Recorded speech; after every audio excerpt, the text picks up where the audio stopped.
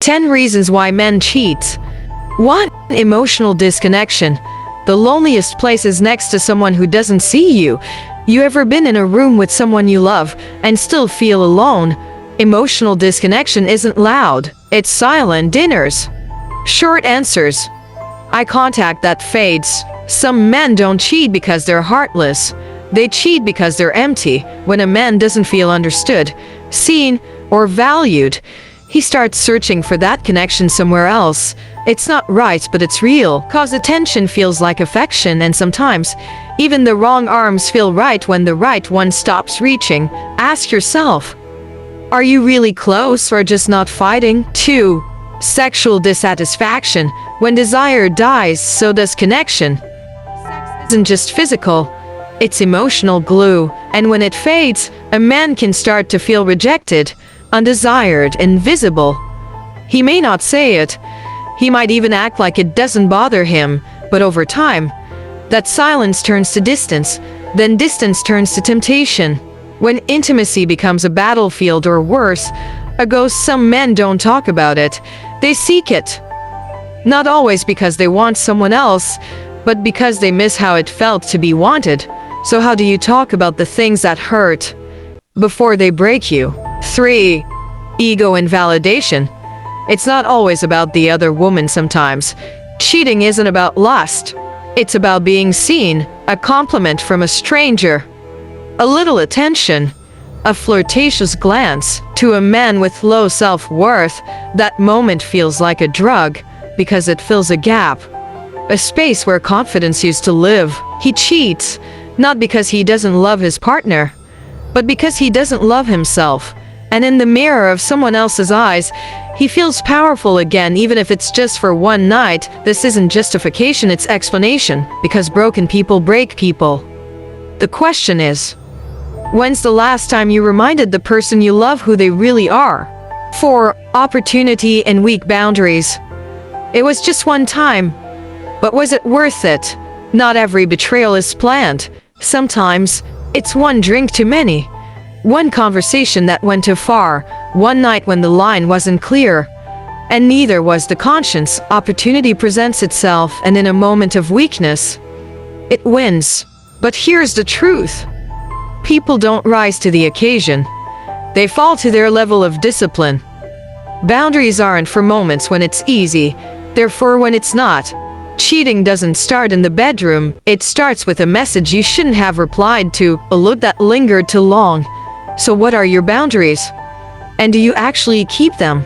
5. Lack of commitment. In, but not all in.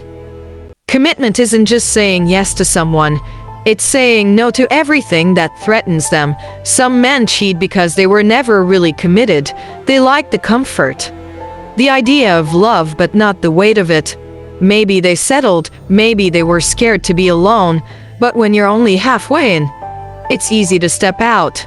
Real commitment isn't convenient, it's consistent. It's waking up every day and choosing the same person, even when it's hard. So if you're in something, ask yourself, is your body in it? Your heart? Or are you just passing time until something better comes along? 6. Revenge or retaliation. Hurt people hurt people. Not every cheat is about desire. Sometimes it's payback. He found a text, felt neglected, saw you flirt.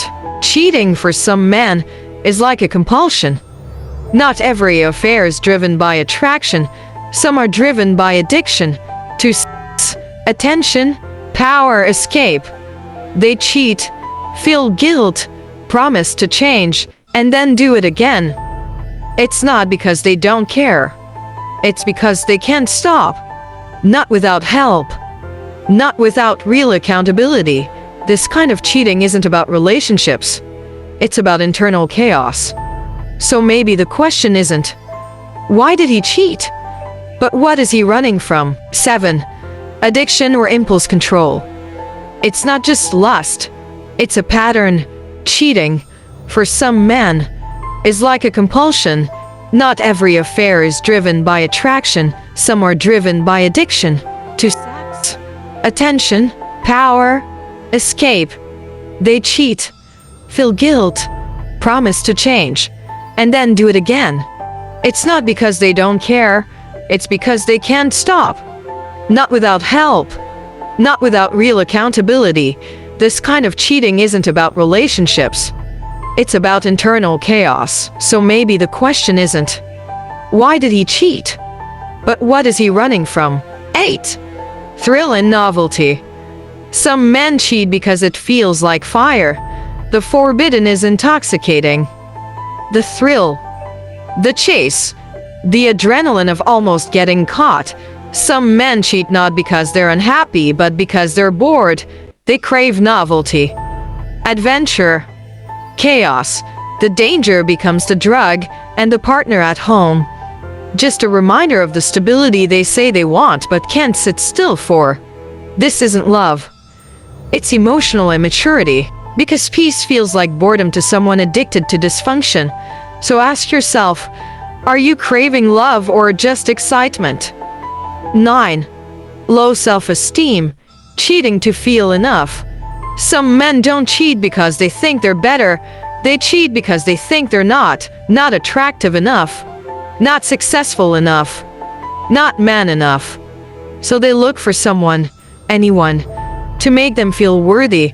But what they don't realize is, every affair chips away at that self-worth even more.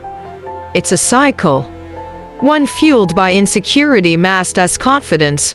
Real self-esteem doesn't need validation from a stranger's bed. It's built in silence, in healing, in truth.